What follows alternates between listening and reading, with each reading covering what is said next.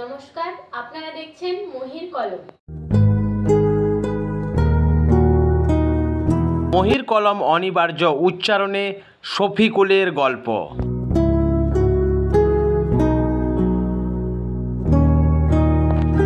জন্মের পর সারা জীবনভর একজন ভালো মানুষ হতে গেলেই যে সমাজের সমস্ত ভালো মানুষকে অনুসরণ করতে হবে তা কিন্তু নয়। একজন মানুষ হিসাবে একজন ভালো মানুষকে অনুসরণ করলেই ভালো মানুষ হওয়া যায়।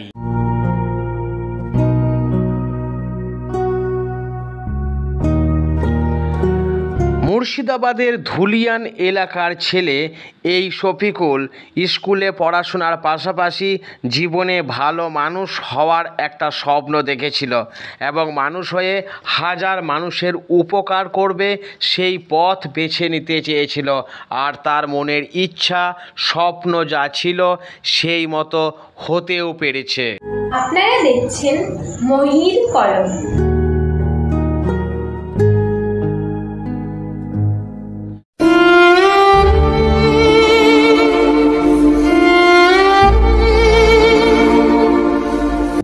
1975 সালে জন্ম এই শফিকুল আলমের। বাবা সাহেব আলী সাধারণ একজন কৃষিজীবী মানুষ, মা উজলেফা বেগম। দুই ভাই ও চার বোনের সংসারেই ছোট থেকে বড় হওয়া এই শফিকুল আলমের মুর্শিদাবাদের ধুলিয়ান লাগোয়া দেবীদাসপুর গ্রামেই তার জন্ম। সেখান থেকে 1996 সালে চলে আসেন বোলপুরে। আর বোলপুরে এসে যার স্নেহ সান্নিধ্য পেয়েছিলেন তিনি সেই বিলেত ফেরত 1 টাকার ডাক্তার সুশোভন বন্দ্যোপাধ্যায়। তখন হাতে হাতে মোবাইল ফোন ছিল না, মানুষের প্রচারও সেরকম হতো না, কিন্তু এই বিখ্যাত ডাক্তারের কথা মুর্শিদাবাদের গ্রাম থেকেই জানতে পেরেছিলেন শফিকুল আলম। তিনিও চেয়েছিলেন তার মতো করে বড় মানুষ হওয়ার। ডাক্তার সুশোভন বন্দ্যোপাধ্যায়ের কাছে থেকেই তার শিক্ষা, তার চেম্বারেই তার জীবন কেটেছে। ডাক্তারবাবুর চেম্বারের যাবতীয় কাজকর্ম করা ছাড়াও তার ব্যক্তিগত সমস্ত কাজকর্ম করতেন এই শফিকুল। পেশাগত চিকিৎসা জীবনের পাশাপাশি ব্যক্তিগত এক সহকারী হিসাবে ডাক্তারবাবুর সঙ্গেই জীবনটা কাটিয়ে দিয়েছেন এই শফিকুল। সমাজে বহু মানুষই আছেন, বহু ডাক্তার আছেন, বহু অনেক কিছু মানুষ, সমাজের বহু মানুষই রয়েছেন, কিন্তু সুষম ব্যানার্জির আদর্শ নিয়ে যেহেতু ওনার সঙ্গে দীর্ঘদিন ধরে যুক্ত থাকাকালীনই বহু মানুষের আমি যতটা পারি আমার সাধ্যমতো যেটুকু আমরা ওর কাছ থেকে শিক্ষা নিয়ে এসেছি, সেই শিক্ষায় বহু মানুষ আমাদের কাছে অসুস্থতার বা রোগের ব্যাপারে অনেক মানুষই আমাদের কাছে পরামর্শ নেয়। যতটা পারি সৎ পরামর্শই। ডাক্তার সুশোভন বন্দ্যোপাধ্যায় সারা জীবন মানুষের সেবা করে গেছেন, অসুস্থ মানুষের পরিষেবা দিয়েছেন। আর তিনি যে রোগী নিয়ে ব্যবসা করতেন না সে কথা আমরা সবাই জানি। আমরা যারা ডাক্তারবাবুর কাছে যেতাম প্রতিনিয়ত নিজেদের শারীরিক অসুস্থতা নিয়ে, আর সেই সুশোভন বন্দ্যোপাধ্যায়কে আমরা যেমন খুব কাছের ও কাজের মানুষ হিসাবে জানতাম, শফিকুল আমাদের থেকে অনেক বেশি জানে। আর সেই ডাক্তারবাবুর আদর্শে তিনি মানুষের কাজ করে যাচ্ছেন আজও। মানুষ যাতে ভালো থাকে সেই ভালো পরামর্শই দিতেন ডাক্তারবাবু। আর ডাক্তারবাবুর উপর নির্ভরশীল ছিল হাজার হাজার মানুষ। তিনি একা সব সামলাতেন না। শফিকুল সাজিমান জীবন মতিদেরকে নিয়ে সব মানুষকে পরিষেবা দিতেন। আর শফিকুলও ডাক্তারবাবুর পথের অনুসারী। আজও তিনি মানুষকে পরিষেবা দিয়ে আসছেন তার দেখানো পথেই।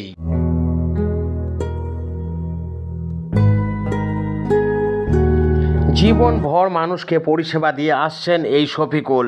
কোভিড সময়কালে সবাই যখন ঘরবন্দি ছিল তখন ঘরের বাইরেই থাকতে হতো এই শফিকুলকে। অর্থাৎ শহরের বিভিন্ন প্রান্তে যখন মানুষ অসুস্থ হতো সবাই তো যোগাযোগ করতেন ডাক্তারবাবুর সঙ্গেই। আর ডাক্তারবাবুর নির্দেশ মতো এই শফিকুলকে ঘুরে বেড়াতে দেখা গেছে। অক্সিজেন সেলাইন সহ প্রয়োজনীয় ওষুধপত্র নিয়ে মানুষের দ্বারে ছুটে যেতে হতো এই শফিকুলকে। কোভিড সময়কালেও হাজার মানুষের পাশে থেকেছেন তিনি ডাক্তারবাবুর কথা মতোই। মুর্শিদাবাদের ছেলে এই শফিকুল কিভাবে এলেন বোলপুরে, ডাক্তারবাবুর কাছেই তার থাকার ইচ্ছা কেন ছিল, শুনে নেব শফিকুলের মুখ থেকেই।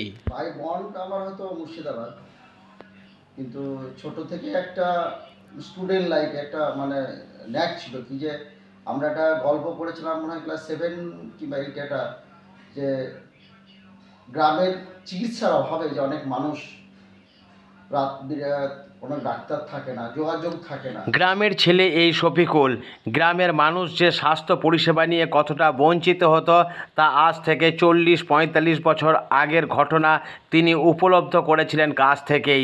গ্রামের মানুষ স্বাস্থ্য পরিষেবা পেতে অনেক সমস্যায় পড়তেন, যোগাযোগ পরিচয় পরিচিতির অভাব থাকতো, গ্রামাঞ্চলের মানুষকে সঠিক সৎ পরামর্শ দেওয়ার লোকেরও অভাব থাকতো। তা উপলব্ধি করেছিলেন শফিকুল। মানুষের ভালো করার জন্যই তিনি এসে আশ্রয় নিয়েছিলেন ডাক্তার সুশোভন বন্দ্যোপাধ্যায়ের চরণতলে। একটা ছেলের জীবনে একটা ঘটনা বলেছিল যে তার বাবা এবং মা অসুস্থ হওয়ার পরে চিকিৎসার অভাবে মারা যায়। দুঃখ কষ্ট বা আঘাত যন্ত্রণা থেকেই মানুষ অনেক শিক্ষা পায়, মানুষের জীবনের মোড় ঘুরে যায়।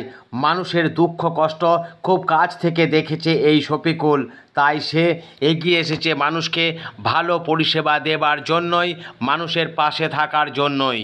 হ্যাঁ, যদি আমরা কিছু মানুষের জন্য করতে পারি, গরিব মানুষের যদি কিছু করা যায়, তো ছোট থেকে একটা ছিল সামাজিক কিছু সোশ্যাল ওয়ার্ক করবো, যে মানুষের পাশে সবসময় দাঁড়াবো, মানুষের জন্য কিছু করব। আমার জন্য যদি কিছু মানুষ উপকৃত হয় তাহলে আমার সেটাকে আমি নিজেকে ধন্য মনে হয়। মানুষের ভালোর জন্য, সমাজের ভালোর জন্য জীবনভর নিজেকে উৎসর্গ করেছেন এই শফিকুল। কোভিড সময়কালে যেমন তিনি মানুষের দরজায় চিকিৎসা পরিষেবা পৌঁছে দিয়েছিলেন, তাছাড়াও এখনও তিনি মানুষকে চিকিৎসা পরিষেবা দিতেই ব্যস্ত। যে সমস্ত মানুষ কোনো অসুখে পড়লে ভালো চিকিৎসকের সন্ধান পান না বা কোথায় গিয়ে কম খরচে চিকিৎসার সুযোগ পাবেন সেটা বুঝতে পারেন না, তখন তারা খোঁজে শফিকুলকে। এই শফিকুলকে দেখা যায় বিভিন্ন সমাজ সৃজনমূলক কাজেও, রক্তদান শিবির থেকে বিভিন্ন সামাজিক অনুষ্ঠান, সব কিছুতেই থাকেন তিনি।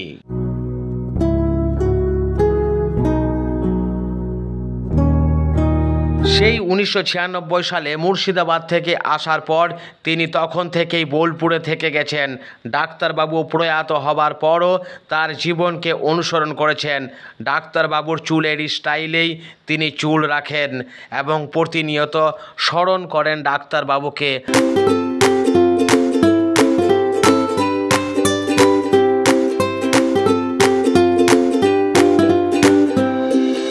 আজ তিনি ফিরে যাননি তার গ্রামের বাড়িতে। চিকিৎসা পরিষেবা দেবার কাজে নিজেকে যেমন ব্যস্ত রাখেন, ঠিক তেমনি বিভিন্ন সামাজিক সৃজনমূলক কাজেও ব্যস্ত রাখেন নিজেকে। ডাক্তার সুশোভন বাবু প্রয়াত হলেও তাকে আমরা কেউ ভুলিনি, ভুলতেও পারবো না। ঠিক তেমনি শফিকুলও তাকে মনে রেখেছেন সব সময়ই হৃদয়ে মননে, এবং ডাক্তারবাবুর সমস্ত কিছুই তিনি নকল করার চেষ্টা করেন তাকে অন্তরে জাগিয়ে রাখার জন্যই। চুল থেকে পোশাক আশাক সবই একরকমই রাখার চেষ্টা করেছেন। ডাক্তারবাবু যেমন শুধু ডাক্তারি করতেন না, বিভিন্ন সামাজিক সৃজনমূলক কাজে ব্যস্ত থাকতেন, ঠিক তেমনি শফিকুলও চিকিৎসা পরিষেবা দেবার পাশাপাশি বিভিন্ন সামাজিক সৃজনমূলক কাজে ব্যস্ত থাকেন। আজ মহির কলম অনিবার্য উচ্চারণে সংক্ষিপ্তকারে তুলে ধরা হলো ডাক্তার সুশোভন বন্দ্যোপাধ্যায়ের অন্যতম বিশ্বস্ত ছায়া সঙ্গী শফিকুল আলমকে নিয়ে ছোট্ট প্রতিবেদনটি।